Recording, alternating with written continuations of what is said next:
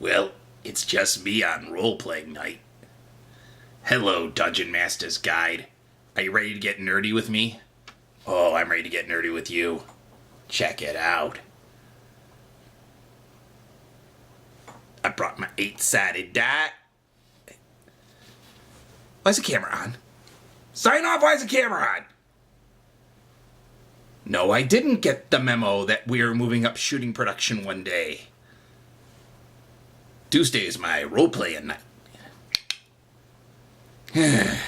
Roll the damn clip.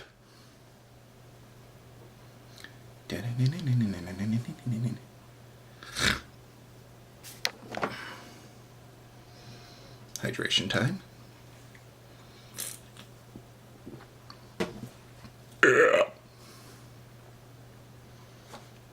Hi, welcome to week 12. Seemed to catch me on role-playing night. Steinhoff, Ixnay the book. Alright then, welcome everyone. Welcome to week 12. We got some good news, we got some bad news for you. The bad news is we have our first elimination from the playoffs, and sad to say, it is our friends the Scobiaville Senators. They have been mathematically eliminated. Sorry to see you all go, but on the plus side, looks like you wind up being the number one pick this week. As far as the other side of good news, it just so turns out that your friends and mine, the Rich Road Roughnecks, are still mathematically eligible.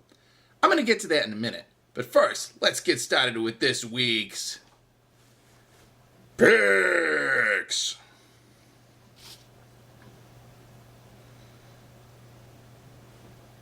Eight-sided die. It's a real thing.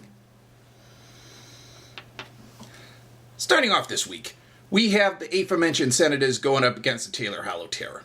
Senators, I got to give you props. You tried your best, but sadly, you're not going to be making it into the playoffs this time around. The plus is, you're going to wind up with a good draft pick next year. I'm thinking you're going to go number one overall. Going to be some good players out there. Good chance to rebuild for next season. Sadly enough, though, you're facing the Taylor Hollow Terror, who have just lost a great big match that could have claimed them the Central Division crown. Possibly could still get it, but at this point, seeming like a lost cause. And since they're mad, and since you're sad, Terror over Senators, 28 points, lock of the week. I love my role-playing stuff. I am Tormach the Wizard. I cast a spell on you. Sorry, focus. Football. Not fantasy night. Up next, we have the Roughnecks going up against Team Snicketapus. Now, here's the mathematics for the Roughnecks. They are hanging on by their fingernails to get into the playoffs this year. Now, to do so, two things have to happen concurrently. First and foremost, the Roughnecks have to win every single game going forward, which is 2 games. At the same time, the Vandals, who are next in line, have to lose both of their games. If the Vandals win a single game, it's all over. Vandals advance, Roughnecks are out. But if the Roughnecks win their next 2 games, and the Vandals lose their next 2, each team will have a similar division record and will be 1-1 in the face-off. So that means it comes down to points. And right now, the Roughnecks are ahead of the Vandals in the points department. So if that happens, and the Roughnecks have more points than the Vandals like they do now, surprise, surprise, Roughnecks going to the playoffs. But this week they got a hard road ahead of them. They're facing Team Snicketapus, 2-game winning streak. Still hungry to possibly get their teeth into a title. They made the playoffs, but now they want blood. I don't know who to pick in this one. This was pretty close, so I went with a roll of a random die. That would be the 4-sided. Yeah, they make dice shaped like pyramids. And off of that random roll, I'm giving this one to Team Snicketapus by 1 point.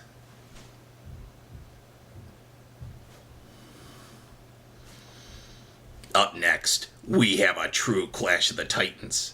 They did it last week in the Central Division. We're going to do it this week in the Global. A-holes are going to take on the Slaughterhouse. Both teams are 8-3. Both teams are fighting for the top spot in the global division. And damn it, whoever wins this week is going to claim it outright. There will be no decisions, no discussions, winner take all. It's going to be a bloodbath. And when it comes to bloodbaths, you'd think I'd go with the Slaughterhouse. But you think wrong. Slaughterhouse ain't got it this time around. I've been watching their roster moves. Kind of smart on some occasions, kind of shady on the others. Tyrod Taylor? You give up Kirk Cousins for Tyrod Taylor? What the hell's wrong with you?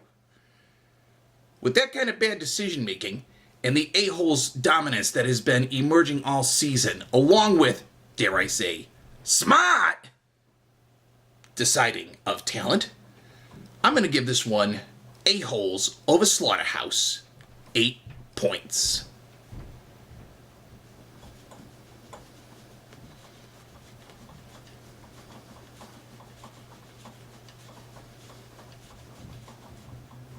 Arm cramp. Up next, we have the Gowanda Thunder taking on the Collins Vandals. This is the classic series. Over the river and through the woods, to grandmother's house we brawl. That's right, Gowanda, Collins, no love lost ever since the infamous Spring Hill Massacre of 1983. We're both...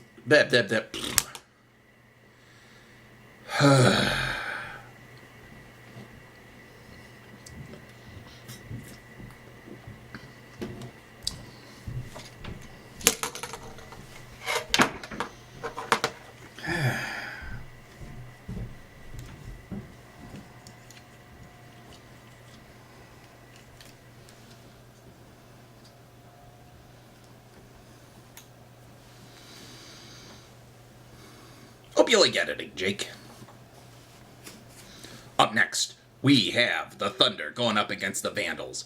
Congratulations, Thunder. Last week you proved you a top dog in the Central Division, going 8-3 with a chance to finish in a double-digit win lead. Nice job.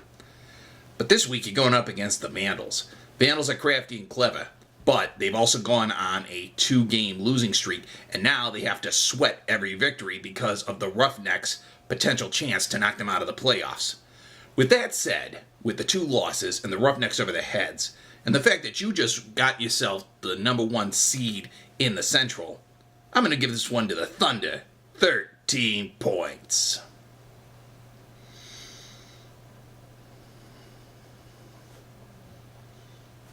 And finally, we come to a matchup that has no playoff implications and no lead implications. But damn it, it's going to be fun. We're talking about the Eden Extractors going up against the High-Die Hangman. And let me tell you something. Both these teams have recently won and are looking really, really smart. I'm not sure which one to root for the most, but I definitely know which one's going to win. It's going to be the Hangman, because they pulled themselves up from the grave and threw the Senators down in the pit to take their place. So with that said, I'm going to give this one Hangman over Extractors 2 points.